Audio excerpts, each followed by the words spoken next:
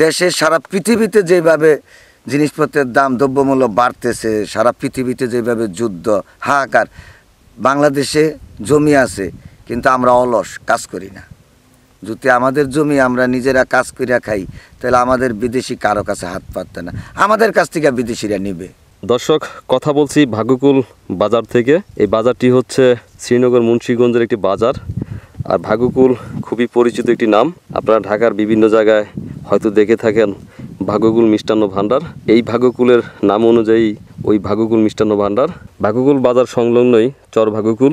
তো যারা একেবারে নতুন দর্শক তাদের জন্য বলছি, আপনারা যদি কেউ এই চরে আসতে চান তাহলে ঢাকা থেকে আসতে হলে আমার কাছে যেটা সুবিধা মনে হয় সেটা হচ্ছে যে ঢাকা যাত্রাবাড়ি কিংবা গুলিস্তান থেকে আপনারা সরাসরি চলে আসবেন পদ্মা সেতু সংলগ্ন খানবাড়ি।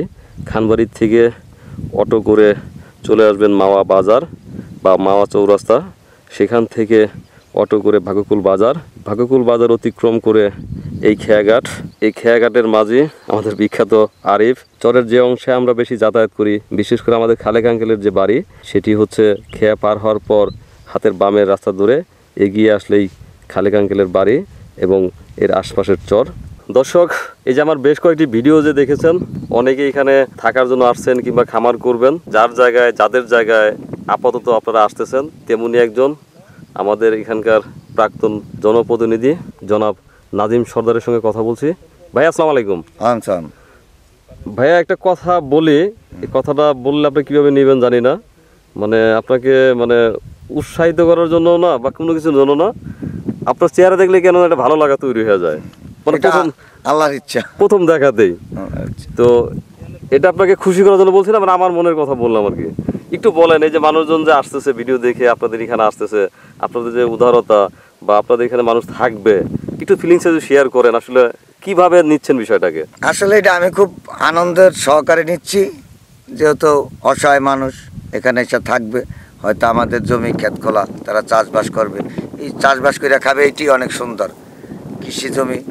আপনার ধন্যবাদ জানাই যে আপনি একটা উদ্যোগ নিয়েছেন। প্রধানমন্ত্রী শেখ হাসিনা বলছে যেন বাংলার 1 ইঞ্চি মাটি ফাঁকা না থাকে কৃষি জমি, সেটারে লক্ষ্য নিয়ে যখন আপনি এই কাজ করতেছেন, এই জন্য আপনাকে অসংখ্য ধন্যবাদ এবং আপনার এই সফলতা যেন আল্লাহ সফল করে। আচ্ছা ভাইয়া, একটা মজার বিষয়, সিদ্ধান্ত নিতে আমরা অনেক দেরি করে ফেলি।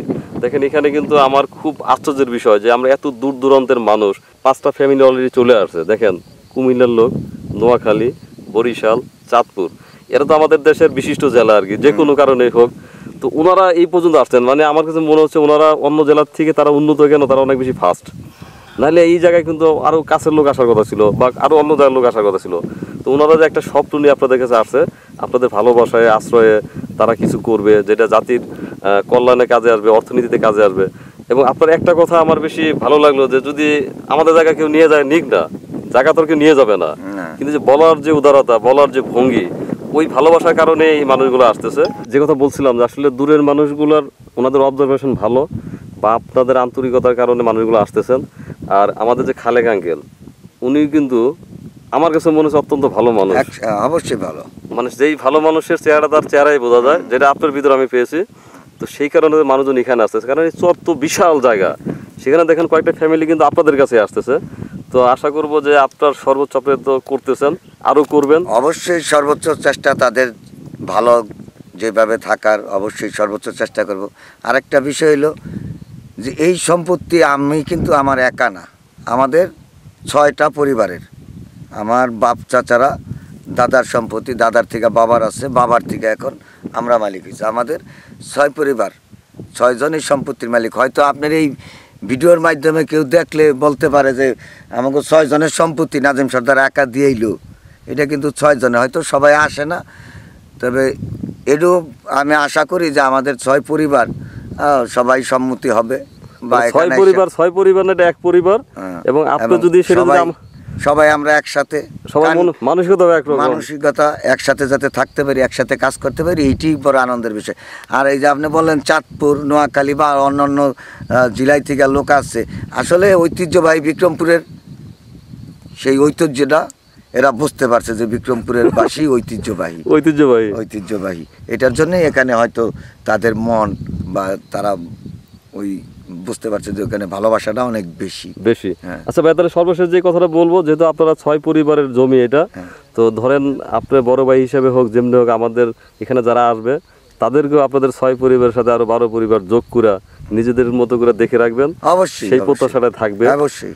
আর দোয়া রাখবেন অবশ্যই। যেন বাংলাদেশে কোনো জায়গায় যেন ফাঁকা পড়ে না থাকে।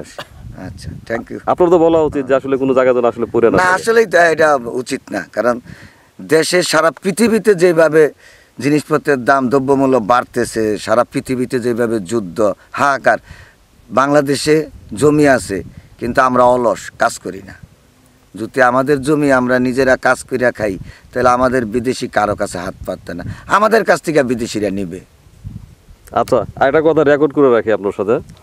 গতকাল আমাকে অনেকে কিন্তু বলে, ভাই এই টাকাটা দিচ্ছে, এটা করেন ওটা করেন, অনেকেই বলে। গতকাল রাত্রে আমাকে একজন ভদ্রলোক ফোন দিচ্ছে, প্রথম বুঝি নেই যে উনি নোয়াখালীর লোক। তো নোয়াখালীর লোকের প্রতি আমাদের নাক ছিটকানি আছে, কিন্তু অরিজিনালি ওনারা কিন্তু খুব ভালো মানুষ তাদের জায়গায়।